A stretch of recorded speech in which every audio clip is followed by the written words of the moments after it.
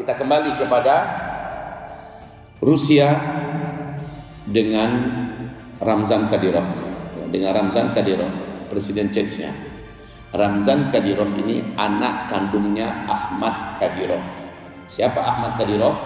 Awalnya dulu adalah seorang mujahid berjuang bersama di Shishan, Chechnya, dengan seorang arsitek jihad dan panglima tempur terkuat, ya, Al-Khattab di Chechnya. Sementara Shamil Basayev masih hidup ketika itu. Ini adalah komandan perang yang paling mengerikan. Mereka bertempur bersama-sama melawan Rusia, Ahmad Kadyrov, ya. Dan akhirnya Rusia betul-betul kalah telak memalukan. Dan mereka keluar dalam keadaan hina.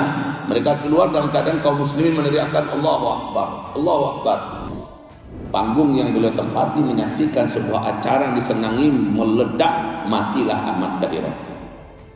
Ya, kemudian dipanggil Ramzan Kadyrov, Presiden Chechnya sekarang oleh Putin, Vladimir Putin. Kemudian Ramzan Kadyrov dibisiki kata-kata.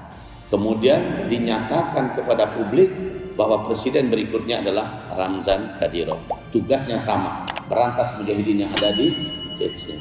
Setiap aktivis, setiap dai, setiap orang-orang beriman yang soleh dan taat diberantas, diculik, disiksa habis-habisan oleh Ramzan Kadyrov dengan bala pasukannya.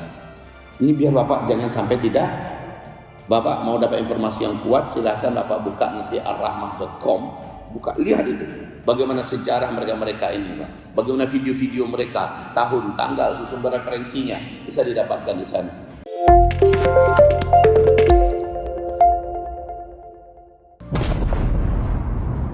Розстріляли, розбомбили сотнями ракет о 4 ранку, якими розбудили всю Україну.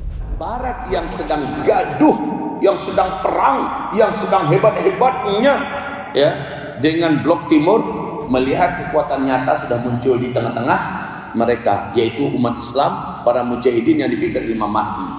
Maka kata Rasulullah, kamu akan melakukan perjanjian damai dengan Rum. Sepanjang sejarah yang diceritakan Rasulullah telah membentuk peperangan yang tak terkira-kira panjangnya, dan ini termasuk perang salib yang kita kenal selama ini, Pak. Ratusan tahun perang salib ini berjalan.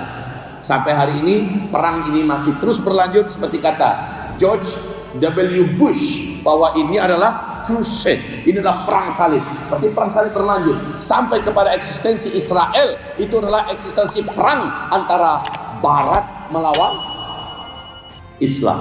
Nah, kalian nanti akan melakukan perjanjian damai dengan mereka. Adanya kalimat perjanjian damai berarti kan umat sedang perang terus dengan mereka ini. Damai dulu, akur dulu sebentar, gencatan senjata lalu berdamai. Dan kalian akan memerangi musuh bersama di belakang kalian. Musuh bersama ini adalah Rusia, Cina, India, ya, Myanmar, semua kelompok-kelompok yang hampir mirip dengan mereka ini semuanya bersatu. Ini menjadi musuh Barat sekaligus menjadi musuh Islam. Bapak supaya tidak lupa bahwa kejahatan Uni Soviet atau Rusia ini membantai umat Islam itu sangat-sangat pedih, Pak. Sementara mereka bukan ahlul kitab. Yang ahlul kitab sejati sepanjang sejarahnya adalah blok Barat, Eropa, Amerika. Bu ya, bukankah hari ini di Rusia banyak orang masuk Islam? Belum apa-apa itu, Pak, dibandingkan dengan di Eropa orang masuk Islam lebih banyak lagi di Eropa. Ya, kalau itu yang mau Bapak tanya. Hari ini orang masuk Islam di Inggris gila-gilaan, Pak. Hari ini orang masuk Islam di Perancis, hari ini orang masuk Islam di Amerika dan sebagainya. Nggak ada apa-apanya, masih jauh tertinggal Rusia. Kalau itu yang mau Bapak tanyakan. Oh, di Rusia kan Kristen Ortodoks, Bu ya. Kristen Ortodoks itu paling dekat hubungan kasih sayangnya dengan Islam. Kita tidak pernah polemik dan tidak pernah berkelahi perang dengan mereka, itu nggak ada, Pak. Tapi umat Kristen yang selalu perang dengan Islam adalah Katolik. Ini adalah yang ada di Barat hari ini, Katolik. Protestan kadang-kadang juga ikut nimbrung memerang umat Islam. Nah, kaum muslimin, peperangan yang selama ini terjadi adalah umat Islam dengan ahlul kitab dari Nasrani Barat. Rum itu adalah Barat, bukan Rusia. Bukan Rusia seperti yang diklaimkan oleh Syekh Imran Hussein. Tetapi tetaplah Barat dalam artian Eropa dan Amerika pada hari ini. Nah, kita nanti akan dirayu oleh mereka karena kita sudah muncul, kekuatan kita begitu nyata. Umat Islam, para mujahidin. Jadi umat Islam ini jangan Bapak pikirkan Arab ya. Jangan Bapak pikirkan Arab, umat Islam yang dimaksud Nabi di akhir zaman.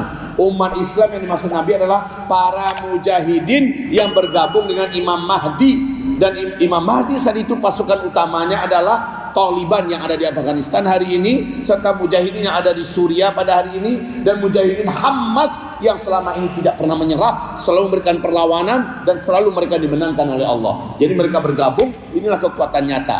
Plus ditambah dengan para mujahidin yang akan datang dari berbagai belahan penjuru dunia, termasuk dari Indonesia, akan bergabung nanti dengan Imam Al-Mahdi. Ketika kekuatan umat Islam begitu nyata dan begitu tangguhnya mereka, selama ini mereka bertempur tidak pernah dikalahkan, dan sekarang mereka sudah punya pucuk pimpinan yang terkuat, yaitu Imam Mahdi, maka Amerika Eropa melihat layak sekali mengajak ini bergandengan tangan untuk menghabisi musuh bersama. Musuh bersama inilah Cina, India, Rusia dan sebagainya. Ini akan bersatu mereka dan kekuatan mereka berhasil dihabisi oleh umat Islam dan Eropa, Amerika.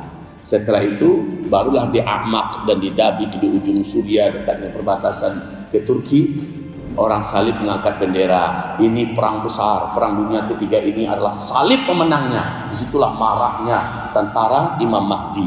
Lalu terjadilah pengkhianatan dari pihak Barat. Mereka bunuh orang yang beriman yang berperang bersama mereka. Terjadi perang besar. Itu adalah perang terakhir, perang keempat. Apa kata Albert Einstein, seorang Yahudi Pak? Dan baru-baru ini Vladimir Putin mengulangi kata-kata Albert Einstein. Apa kata Albert Einstein? Dikatakan kembali oleh Vladimir Putin, jika ini adalah perang dunia ketiga, maka saya akan berikan kepada kalian apa yang dijanjikan. Kalian ingin kiamat, saya akan ciptakan itu untuk kalian. Saya tidak menginginkannya, tapi kalian yang menginginkannya. Maka semua peluru nuklirnya hari ini Pak disiagakan kepada negara-negara di Eropa dan bahkan ke Amerika. Ini membuat ketakutan dan ditanggapi serius siaga satu oleh Amerika.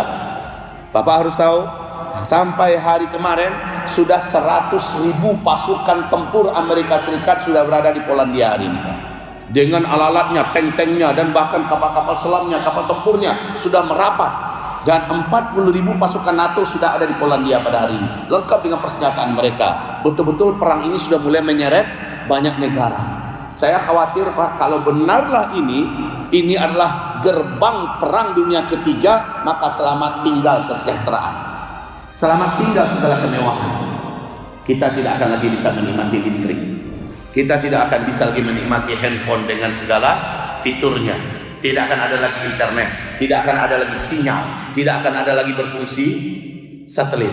Selamat tinggal segala kesejahteraan. Mobil kita hanya tinggal rongsokan yang tidak bisa lagi jalan. Tetap keren, tapi udah nggak ada lagi bahan bakarnya. Dan bahkan besi-besinya pun, mesin-mesinnya tidak lagi bisa berfungsi. Kenapa? Gelombang kejut daripada hantaman bom nuklir ini akan menimbulkan gelombang elektromagnetik yang sangat mengerikan, yang menghentikan semua aktivitas dan teknologi.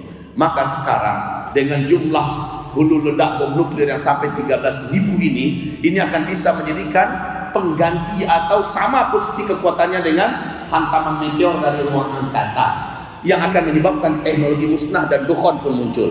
Jadi saya lihat, bila benar perang Rusia Ukraina ini akan menuju kepada perang dunia ketiga, maka demi Allahi, billahi, tallahi, selamat tinggal segala kesejahteraan. Bapak akan memasuki hadis yang katakan Nabi dulu, kalian benar-benar akan kembali seperti zaman sekarang. Kalian akan berperang nanti setelah itu menggunakan pedang, tombak, panah dan batu. Kendaraan kalian akan kembali kepada kuda. Dan ini disampaikan oleh Vladimir Putin dalam pidatonya, pidato kenegaraannya di tengah-tengah invasinya ke Ukraina. Apa katanya? Saya menyampaikan kepada kalian, bila ini adalah perang dunia ketiga, kata Putin. Saya tidak tahu kalian nanti berperang dengan apa pada perang dunia ketiga. Senjata apa yang akan kalian pakai dalam perang dunia ketiga? Yang pasti dalam perang dunia keempat, semua kalian sudah berperang dengan menggunakan batu, tombak, panah, pedang, dan kendaraan kalian akan kembali menggunakan kuda. Albert Einstein ini dia baca kitab Pak. Orang Eropa, orang Barat hari ini baca kitab. Seperti yang disampaikan oleh Bapak kita barusan tadi. Di Eropa ada 12.000 pasukan setiap negara itu Pak. Setiap negara ada 12.000 pasukan elit di bawah tanah. Dan pasukan itu bukan latihan ini Pak, latihan tembak dengan senjata canggih, tidak. Mereka memang sudah dipersiapkan untuk perang manual. Latihan mereka luar biasa, kelas ninja, kemampuan pedang mereka, kemampuan bela diri tangan kosong mereka, sehingga nanti kata Rasul di perang dunia keempat mereka yang dikeluarkan, dan mereka yang akan melawan Imam Mahdi dan orang-orang beriman. Peperangan berlangsung selama 4 hari. 80 bendera dari Rum, dari Barat kata Rasulullah bersatu. Setiap bendera membawa 12.000 pasukan, dan inilah pasukan-pasukan terbaik yang pernah hadir untuk berperang di muka bumi kata Rasulullah. Allahu Akbar. Dan itu sudah dilatih sekarang dengan sempurna Pak, di bawah tanah. Saya baru tahu kalau namanya Mawardi dulu. Itu baru satu bentuk organisasi di sebuah negara. Dan ini akan ada negara-negara salib lainnya yang punya pasukan 12.000 pasukan elit, di mana mereka disimpan khusus untuk persiapan perang dunia keempat. Perang dunia keempat dengan perang dunia ketiga hampir tidak ada jeda, Pak. Hampir tidak ada jeda. Sebab apa? Berakhir perang dunia ketiga, semua teknologi musnah akibat perang nuklir, dan berakhirlah semua kemawahan kesejahteraan, dunia bagaikan kiamat. Segala ketenangan hidup sudah selesai, sudah sekolah-sekolah tidak lagi bisa berfungsi, semua kehidupan berakhir, PNS tidak akan bisa digaji oleh lagi negara, setiap negara akan bangkrut, ya, orang-orang akan betul-betul di puncak kekacauan dan kepanikannya sesuai yang digambarkan Rasulullah dalam hadis-hadis Sahih Bukhari di kitab Al-Adabul Mufrad, dan kelaparan akan merata di seluruh dunia. Satu saja saya pesankan kepada Bapak Ibu semua, kalau betul ada satu saja negara yang sudah mulai melepaskan bom nuklirnya, maka sekarang masing-masing negara boleh cari gara-gara dari tetangganya Pak. Saya merasa aneh nih, tak tahu kenapa. Saya yakin Bapak mendengarkan berita-berita ya, berita dunia sekarang. Iran melepaskan bom balistiknya ke Irak. Beberapa bom diledakkan ke Irak. Katanya sih mau menyerang instansi-instansi miliknya Israel dan Amerika. Tapi yang kena juga warga sipil. Ngamuk-ngamuklah pemerintahan Irak, marah-marah kepada Iran. Apa kata Iran? Kalian tidak punya kualifikasi membentak-bentak kami. Kalian mau kami ratakan kalian saat ini juga. Iran cari gara-gara dengan Irak. Padahal mereka sudah sama-sama Syiah pada hari ini. Ya, hanya karena di sana ada markas-markas titik-titik sentral milik Amerika dan Israel. Sementara India minta maaf pada Pakistan karena beberapa rudal balistiknya masuk ke Pakistan, meledak di sana, menyebabkan Pakistan marah-marah hebat. Pakistan punya bom atom juga, bom nuklir. Oh, minta maaf India. Maaf sih minta maaf, tapi dalam hati siapa yang tahu ya kan? Ini sudah mulai cari gara-gara nih Pak, India dengan Pakistan yang memang dari dulu sudah berseteru lama. Cina dengan Taiwan. Cina akan melakukan hal yang sama seperti yang dilakukan oleh Putin. Makanya di dalam dekret PBB kemarin, Cina tidak mengiyakan apa yang disampaikan oleh PBB karena dia tahu dia juga akan melakukan apa yang dilakukan oleh Putin hari ini, yaitu ke Taiwan. Sementara Taiwan ke blok barat loyalitasnya. Dan wahai hamba-hamba Allah, Cina juga sedang bermasalah hebat hari ini dengan Jepang, dengan Filipina, dengan Thailand, ya, dan dengan Malaysia, dengan Brunei. Cina cuma tidak punya masalah dengan Indonesia. Bapak tahulah kenapa? Cina aman-aman aja dengan Indonesia. Cina punya polemik. Sementara Bapak tahu di Suriah hari ini masih berlangsung pertempuran. Di Palestina masih berlangsung pertempuran. Dan Bapak juga tahu, wahai bapak-bapak ibu-ibu yang kami muliakan, bahwa peperangan belum berakhir hari ini di Libya, belum berakhir hari ini di Sudan. Negeri-negeri dan negara-negara sudah mulai panas semuanya Pak. Satu-satunya betul mempersiapkan diri dalam keadaan cool itu adalah Emirat Islam yang Taliban. Tidak ada yang berani macam-macam dengannya, karena dia telah membuktikan dua negara superpower tunduk dan takluk kepadanya. Sekarang dia dengan senyap, dengan tenang menata negaranya, menjalankan syariat, dan yang pasti pasukannya, pasukan Al-Badr ini dipersiapkan untuk menaklukkan Masjidil Aqsa. Mereka nanti yang akan bersatu dengan mujahidin Suriah, mujahidin Hamas, ya, Taliban ini, lalu memerdekakan Masjidil Aqsa. Dalam hadis Sahih Muslim, nanti di tengah kecamuk perang dunia, kalian akan menaklukkan Al-Aqsa. Kalian akan menaklukkan Al-Aqsa. Bila Al-Aqsa ditaklukkan, kalian akan mendengarkan khilafah Islamiyah nanti diumumkan di sana, diumumkan di Masjidil Aqsa. Wahai Bapak Ibu, maka dengan kemenangan Afghanistan kemarin melawan Amerika dan NATO, ya, kemenangan ini adalah awal menuju penaklukan Baitul Maqdis, karena cita-cita mereka yang terbesar. Hari ini kami bebaskan Afghanistan, esok kami akan bebaskan Baitul Maqdis Al-Aqsa. Maka kaum muslimin akan memuliakan. Jika demikian, ini sudah serentak semua berjalan ini kalau begitu. Perang Dunia Ketiga on the way. Sementara penaklukan Al-Aqsa tak lama lagi, ketika seluruh perhatian dunia terpusat ke sana, ketika semua energi Amerika yang sudah ujung-ujungnya, Pak. Sekarang ini energi Amerika itu sudah ujung-ujungnya. Kalau jadilah perang melawan Rusia, Amerika takkan kuat. Walaupun secara jumlah, baik jumlah pasukan dengan jumlah senjata, Amerika lebih unggul. Akan tetapi di segi kekuatan dan maknawiyat perang, Amerika sudah rontok. NATO juga sudah kelelahan yang panjang melawan Taliban selama ini. Tapi mereka dengan sisa tenaga ini mereka gabungkan untuk melawan Rusia saja mungkin masih bisa. Tapi kalau Cina sudah bergabung pula dengan Rusia, dan itu pasti karena Rusia barusan ini sudah melakukan kerjasama kontrak militer, bersekutu, beraliansi untuk menyerang Barat, untuk menghancurkan Barat. Tamat sudah. Apalagi India nanti yang memiliki juga militer dengan kekuatan persenjataan yang tidak terkira. Mereka memiliki bom nuklir, gabung pula dengan Blok Timur. Selesai sudah, Pak. Ini musuh Islam semua dan juga musuh Barat. Maka satu-satunya solusi Barat merayu Islam yang sudah eksis dalam bentuk khilafah di Baitul Maqdis untuk sama-sama perang melawan Timur. Baru peperangan ini akan menjadi seru dan hebat.